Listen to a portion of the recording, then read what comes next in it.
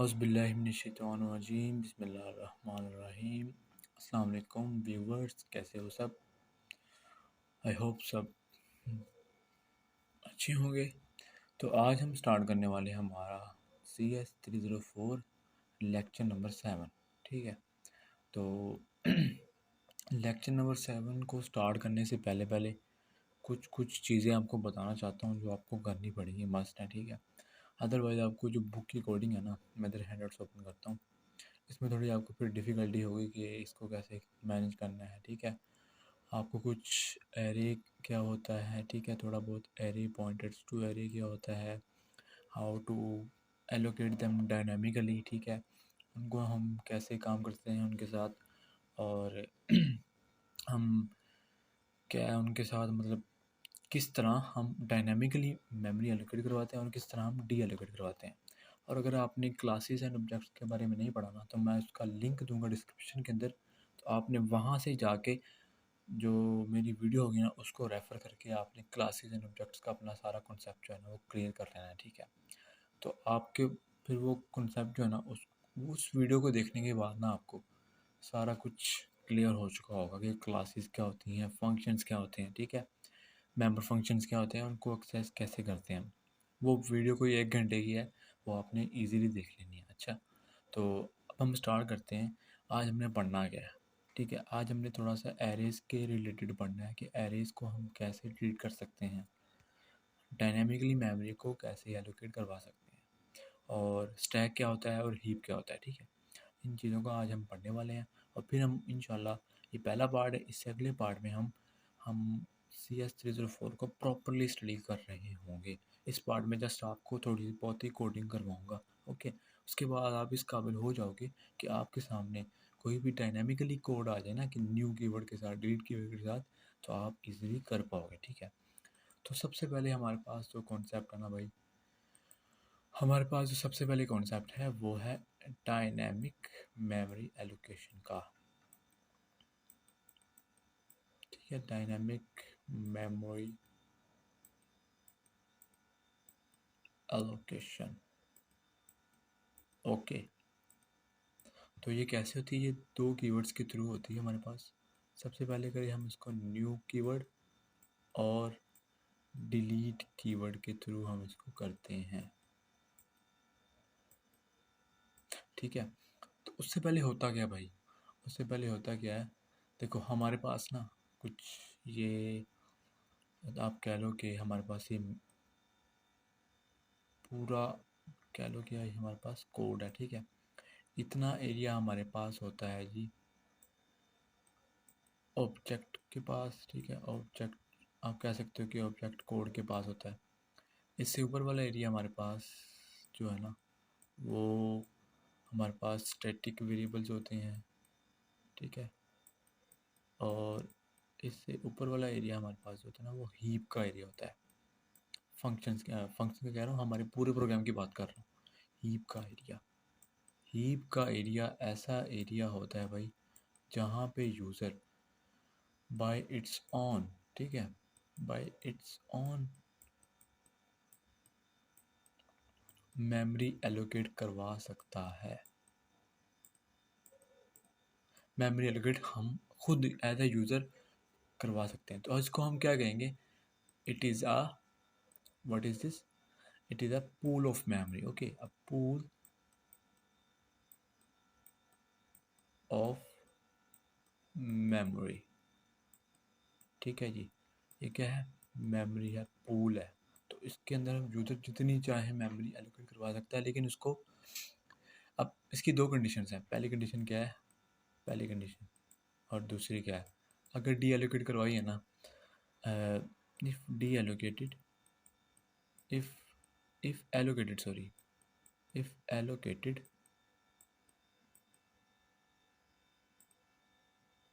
then must deallocate it. Okay, deallocate it, और हम allocate किससे करते हैं, न्यू कीवर्ड के साथ, और deallocate किससे करते हैं, डिलीट के साथ। Okay, understand. तो आपको इतना बहुत थोड़ा बहुत तो आपको कोडिंग का नॉलेज होगा ही ना, थोड़ा बहुत तो नॉलेज होगा आपको कि हम वेरिएबल्स कैसे बनाते हैं स्टैक के ऊपर, ठीक है। सिंपल फॉर एग्जांपल अगर मैंने कोई एक्स टाइप का वेरिएबल बनाना है और इंटीजर टाइप का, मैं लिखूँगा इंट एक्स, ठीक है, सिंपल, इसमें कोई मुश्किल नहीं है। अब देखो मैंने करना क्या है, आपको पॉइंटर्स का भी पता होगा, पॉइंटर्स क्या करते हैं हमारे पास, पॉइंटर्स क्या करते हैं हमारे पास, एक हमारे पास पॉइंटर किसी वेरिएबल का एड्रेस स्टोर करते हैं। तो आप लोगों ने ये सारी चीज़ें 201 में बेसिक बेसिक चीज़ें तो पढ़ी होंगी ना, ठीक है। फॉर एग्जांपल अगर मेरे पास एक वेरिएबल है एक्स, ठीक है, अब मैंने मुझे पता लगाना है कि ये वेरिएबल किस मेमोरी के ऊपर पड़ा हुआ है हमारे पास, प्रोग्राम की किस मेमोरी के ऊपर पड़ा हुआ है। अब सिंपल ये तो सिंपली हमारे पास हमारी वैल्यू प्रिंट कर देगा ना, एक्स की वैल्यू क्या है हमारे पास, वो तो 10 है ना, सिंपली वो प्रिंट कर देगा। अब मैं पता लगाना चाहता हूँ कि ये वेरिएबल किस मेमोरी के ऊपर पड़ा हुआ है कंप्यूटर की, तो मैं क्या करूँगा, एक एम्परसेंड का सिंबल होता है, हम यहाँ पे यूज़ करते हैं, राइट। तो इसको मैं यूज़ करूँ यहाँ पे, इसको रन करूँ, तो हमारे पास क्या आएगा, इसका एड्रेस आ जाएगा, ठीक है, जहाँ पे ये पड़ा हुआ होगा, अंडरस्टैंड। तो अब देखो, अब मैं एक पॉइंटर बनाता हूँ और इंट स्टैटिक ptr, अब मैं ये पॉइंटर के अंदर ये एड्रेस रखवा सकता हूँ। मैंने कहा एंड एक्स, तो एड्रेस किसके अंदर आ गया, पॉइंटर के अंदर। अब मैं अगर सिंपली प्रिंट करूँ ptr, तो आप लोग देखिएगा कि दोनों का एड्रेस सेम होगा, ठीक है, आप देख सकते हो कि दोनों का एड्रेस सेम है। तो सिंपल ये बेसिक बेसिक चीज़ें हैं, इस तरह हम कर सकते हैं। अब आप लोगों ने एक और डेटा टाइप पढ़ी होगी, character data type, right. Character X is equal to, आप इसके अंदर सिर्फ सिंगल कोट्स के अंदर कुछ लिख सकते हो और इसको आप प्रिंट करवा सकते हो। ये क्या प्रिंट कर देगा, ये सिंपली मेरे पास ग्रेड में कुछ प्रिंट कर देगा, जस्ट लाइक दैट, ठीक है। जो आप वैल्यूज़ को दोगे वो सिंपली आपको प्रिंट कर देगा। बट अगर मैं एक से ज़्यादा वैल्यूज़ दूँ तो ये क्या करेगा, मैंने फॉर एग्जाम्पल अपना नाम दिया ना यहाँ पे तो ये क्या करेगा, लास्ट वाला कैरेक्टर उठा के प्रिंट कर देगा, लास्ट वाला कैरेक्टर। तो ठीक है, लास्ट वाला कैरेक्टर ये वार्निंग देगा, लेकिन हमारे पास एरर कुछ नहीं आएगा, लेकिन ये क्या करेगा, लास्ट वाला कैरेक्टर।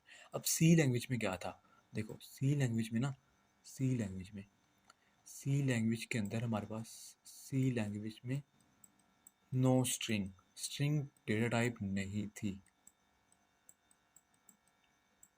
तो सोल्यूशन क्या था, आपकी बुक जो है ना उसमें सी लैंग्वेज है हाँ, तो सी प्लस प्लस में तो हमारे पास माशाल्लाह से सी प्लस प्लस में हमारे पास क्या आ गई है, स्ट्रिंग डेटा टाइप आ चुकी है, राइट, स्ट्रिंग डेटा टाइप आ गई है ना। बट सी लैंग्वेज में क्या हमारे पास, सी लैंग्वेज में हमारे पास वो नहीं थी, क्या उसे कहते हैं, स्ट्रिंग नहीं थी। तो हम क्या करते थे, हम कैरेक्टर एरेज को यूज़ कर लेते थे, कैरेक्टर एरेज को यूज़ कर लेते थे, या फिर हम क्या करते थे, कैरेक्टर पॉइंटर्स को यूज़ करते थे, ठीक है। तो ये दो चीज़ें हम करते थे, जिसकी वजह से हमारे पास हम पूरा डबल कोट्स के अंदर कोई स्ट्रिंग वैल्यू स्टोर कर सकें, ठीक है। इन दो चीज़ों को हम करते थे। अब पहली चीज़ आपको बताता हूँ वो कैसे करनी है, आपने कोई नाम स्टोर करना है ना किसी का, तो आप क्या करोगे, कैर ARR, ठीक है, और उसका नाम, फॉर एग्जांपल मेरा नाम तैमूर है ना, तो आप उसको अंदर स्टोर कर दोगे cout ARR। ओके, तो मैं इसको अगर रन करूँ तो हमारे पास क्या आएगा, मेरा नाम प्रिंट होके आ जाएगा, ठीक है। अब दूसरा तरीका क्या है, मैं अगर यहाँ से ये ब्रैकेट्स ख़त्म कर दूँ, अब करूँ तो ये एरर देगा, ठीक है, ये अलाउ नहीं है। अगर मैं यहाँ पे पॉइंटर टाइप का कुछ लगा दूँ तो ये रन कर जाएगा, बट वार्निंग के साथ, ठीक है। वार्निंग अब आती है कंपाइलर्स के ऊपर, एरर नहीं आता, ठीक है। तो ये वर्क कर रहा है, ओके। तो हमारे पास ये प्रोग्राम वर्क कर रहा है। अब दूसरा तरीका क्या है, अब देखो पहला तरीका क्या है, आप लोगों ने कैर लिखा, नेम लिखा और ये ऐसे लिखा और आप लोगों ने ऐसे सिंपल प्रिंट कर दिया, ठीक है। तो अगर मैं इसको रन करूं तो सिंपली क्या करेगा, मेरा नाम प्रिंट कर देगा। अब देखो मैं चाहता हूं कि मैं जस्ट यहाँ पे इसको डिक्लेयर करूं। अब एक और चीज़ याद रखो, कभी भी आप लोगों ने इसको ऐसे डिक्लेयर करके नहीं छोड़ना, हमेशा डिक्लेरेशन के टाइम के ऊपर इसको साइज़ लाजमी देना है, ठीक है, अदरवाइज़ एरर आएगा। फॉर एग्जांपल मैंने कहा 20 साइज़ है मेरा और मैं इसको रन करूँ तो अब ये सही चल रहा है, ठीक है। अब मैंने कहा मैं इसको कोई वैल्यू देना चाहता हूँ स्ट्रिंग टाइप की, मैंने कहा तैमूर, ओके। अब मैं इसको कोई वैल्यू देना चाहता हूँ, अब देखो लेकिन यहाँ पे ये अलाउ नहीं करेगा, यहाँ पे एरर आएगा। अब चूँकि सी लैंग्वेज के अंदर स्ट्रिंग नहीं था, हम सी प्लस प्लस में कैसे करते हैं, फॉर एग्जांपल देखिएगा, सी प्लस प्लस के अंदर हम कैसे करते हैं, सी प्लस प्लस के अंदर हम सिंपली क्या करते हैं, सी प्लस प्लस के अंदर ये देखो हम सिंपली स्ट्रिंग लिखते हैं, ठीक है, name is equal to Taimur, ठीक है, और ये सिंपली हमारे पास आउटपुट में एज इट इज़ आ जाता है, राइट। मैं इसको रन करूं तो ये हमारे पास काम कर रहा है, इस तरह भी काम कर रहा है। अब देखो मैं इसको पहले डिक्लेयर भी कर सकता हूँ, मैं सिंपली इसको बाद में भी वैल्यू दे सकता हूँ। मैंने कहा नेम, अगर मैं इसको रन करूं तो हमारे पास क्या आ जाएगा, नेम आ जाएगा। ये वर्क कर रहा है, लेकिन कैरेक्टर अरेज की केस में क्या है, कैरेक्टर अरेज की केस में वो हमारे पास नहीं चल रहा, हमारे पास एरर आ रहा है, ठीक है। अब देखो, अब जैसे जो कि स्ट्रिंग इंट्रोडक्शन करवाई गई, कैरेक्टर अरेज इंट्रोडक्शन करवाई गई सी लैंग्वेज के थ्रू, तो उसके कुछ फंक्शंस भी आए थे, कुछ फंक्शंस भी आए थे। वो कौन कौन से हैं, let me tell you. Functions कौन कौन से हैं, फर्स्ट ऑफ ऑल हमारे पास होता है strcpy, ये आप लोग बहुत बहुत देखने वाले हो अपने ऑब्जेक्ट ओरिएंटेड प्रोग्रामिंग के कोर्स के अंदर, ताकि आप मैं आपको बाद में डिफ़िकल्टी ना हो, मैं आपको इसलिए पहले बता रहा हूँ। strcpy ये क्या करता है, स्ट्रिंग कॉपी करता है,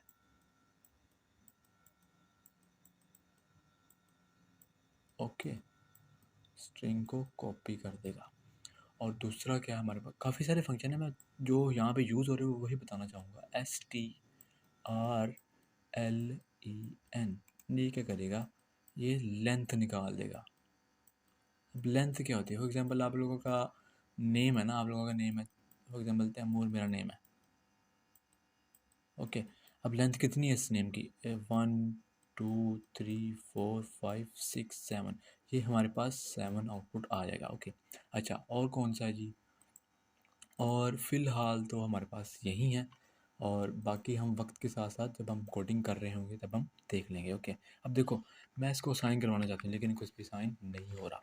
अब मैं इसको साइन कैसे करवाऊँ भाई, इसके लिए हमारे पास फंक्शन यूज़ होता है, तो उसको यूज़ करने के लिए हमारे पास पहले लाइब्रेरी इंक्लूड करना लाजमी है, इंक्लूड सी स्ट्रिंग, ठीक है, ये लाजमी होती है हमारे पास, किस लिए, ये string functions in C language, okay, C language को इंट्रोड्यूस करवाने के लिए ये यूज़ होती है, या सी स्ट्रिंग हो या स्ट्रिंग डॉट एच भी आप लोग यूज़ कर सकते हो, और स्ट्रिंग डॉट एच, आप दोनों दोनों में से, इन दोनों में से कोई एक भी यूज़ कर सकते हैं। देखो इसको मैं अगर रन करता हूँ स्ट्रिंग सी स्ट्रिंग के थ्रू, तो भी रन कर रहा है, चल रहा है हमारे पास, ठीक है। अगर मैं इसको रन करता हूँ स्ट्रिंग डॉट एच के थ्रू, तो भी हमारे पास काम चल रहा है, ठीक है। आप इन दोनों में से कोई भी यूज़ कर सकते हो, ये आप पे डिपेंडेंट है, ओके। मैं इसको वैल्यू कैसे असाइन करूँगा, देखो ये नहीं दे रहा, मुझे एरर दे रहा है, मैं वैल्यू असाइन करना चाहता हूँ बट ये अलाउ नहीं कर रहा। मैं क्या करूँगा भाई, मैं लगाऊंगा strcpy स्ट्रिंग कॉपी। अब इसके अंदर दो चीज़ें आएंगी, वो वेरिएबल जिसके अंदर आप वैल्यू असाइन करना चाहते हो, ठीक है, वो वेरिएबल जिसके अंदर आप वैल्यू असाइन करना चाहते हो। फॉर एग्जांपल मैंने कहा नेम के अंदर मैंने स्टोर करना, और मैंने कॉमा लगाया, अब वो वैल्यू जो मैंने इसके अंदर स्टोर करनी है, ये स्ट्रिंग टाइप है, स्ट्रिंग ही यूज होगा इसके अंदर। मैंने कहा तैमूर को स्टोर कर दो, ठीक है, और मैंने सी आउट करवा दिया तैमूर को। अब मैं अगर इसको रन करूं तो हमारे पास आउटपुट में क्या आएगा, तैमूर, अंडरस्टैंड। अब देखो मैं चाहता हूँ उसका साइज़ बताओ कितना है, मैंने कहा नेम डॉट, यहाँ पे सॉरी, मैंने कहा सी आउट strlen स्ट्रिंग लेंथ, और ये क्या प्रिंट कर देगा, नेम का जितना साइज़ होगा वो प्रिंट कर देगा। अब मेरे नेम में कितने कैरेक्टर हैं, 7 हैं, तो ये 7 प्रिंट कर रहा है, ठीक है। अब मैं आप लोगों को ये चीज़ें क्यों पढ़ा रहा हूँ, तो यहाँ पे देख लो भाई, यहाँ पे देखो, यहाँ पे कैरेक्टर अरे यूज़ हो रहा है, ठीक है, और नीचे थोड़ा सा जाओ, आपको कैरेक्टर पॉइंटर अरे भी यूज़ होना दिखाया हुआ है। मैं आपको ये क्यों पढ़ा रहा हूँ, ताकि आपको आगे आने वाली मुश्किल चीज़ों में मुश्किल ना हो, ठीक है, हम इजीली कोड कर सकें। देखो strlen यूज़ हो रहा है, strlen, और देखो यहाँ पे कैरेक्टर अरे यूज़ हो रहा है ना, तो हमारे लिए आसानी हो, मुश्किल पैदा ना हो, इसलिए मैं आपको करवा रहा हूँ। तो यही थी आज की इतनी सी बेसिक सी। और उसके बाद एक और चीज़ है जो आप आज हम करने वाले हैं, वो क्या है, अब हम कैरेक्टर, देखो कैर स्टेरिक के थ्रू भी इसको कर सकते थे, ठीक है। मैंने कहा तैमूर, ठीक है, और इसने प्रिंट कर देना है तैमूर, सिंपल। इसको रन करूँ तो हमारे पास क्या आ जाएगा, आउटपुट में तैमूर आ जाएगा। ओके, अब मैं क्या चाहता हूँ भाई, मैं चाहता हूँ उसको बाद में वैल्यू साइन करूँ, तो वो भी पॉसिबल है। क्या वो पॉसिबल है? चलो, इस केस में पॉसिबल है। ओके, इस केस में क्या है, इस केस में पॉसिबल है, लेकिन अगर वो एरे टाइप का है ना तो वो पॉसिबल नहीं है। लेकिन अगर वो एरे टाइप का हमने पीछे देखा है तो वो पॉसिबल नहीं है। मुश्किल होगी आपको वैसे करने में, ठीक है। अब ऐसे आपको आसानी हो रही है। ओके, अब अगला टॉपिक है हमारे पास, अगला टॉपिक है डायनामिक मेमोरी एलोकेशन। अब वो कैसे करते हैं हम दो कीवर्ड यूज़ करते हैं, एक न्यू और एक डिलीट, ठीक है। ये किस लिए यूज़ होता है, फॉर एलोकेशन अ मेमोरी, और ये किस लिए यूज़ होता है, for D allocation a memory. Okay, अब देखो हमें क्या है, हम जब भी पॉइंटर्स को यूज़ करेंगे ना तो हम इसके साथ यूज़ करेंगे, उनको न्यू के कीवर्ड के साथ या फिर उनको डिलीट के कीवर्ड के साथ यूज़ करेंगे। अक्सर सी प्लस प्लस में हम डायनामिकली मेमोरी को ऐसे ही करते हैं, ठीक है। डायनामिकली मेमोरी एलोकेट ऐसे ही करवाते हैं। अब उसका सिंटैक्स क्या होता है, देख लो सिंटैक्स क्या होता है। सिंटैक्स क्या है, सबसे पहले हम लिखते हैं जी return in data type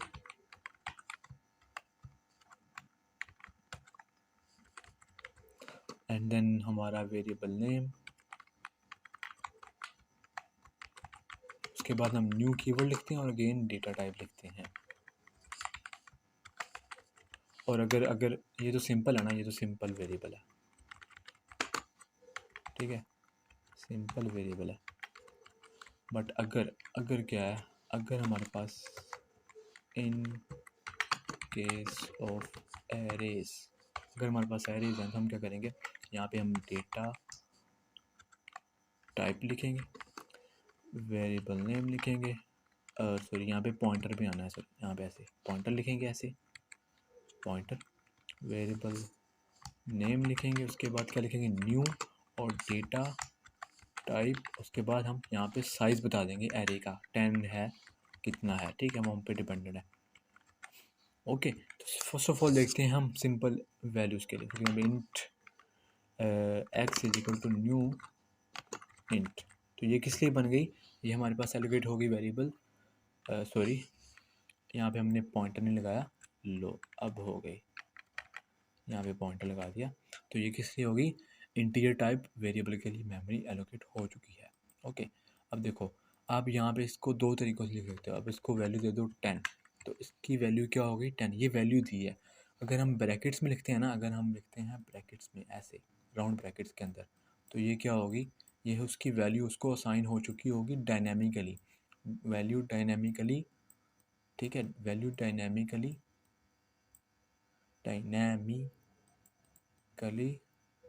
assigned. Okay, ऐसे हमने लिख दिया।